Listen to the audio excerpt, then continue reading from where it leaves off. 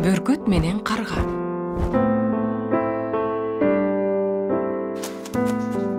Бүркүт куштардын падышасы болгонуна карабай, карга аны чокулап, артына жабышып, ага ыңгайсыздык жаратат.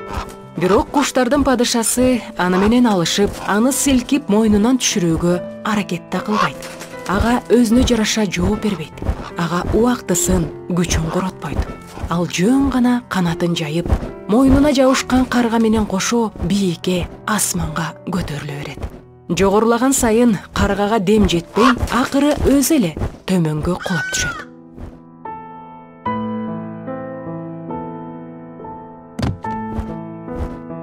Урматтуу замандаш, жогорудагы үлгү насааттан, бүркүттөн үлгү алалы. Бизге начар ниеттеги адамдардын абалына түшүп, аларга убактыбызды, күчүбүздү коротпойлу.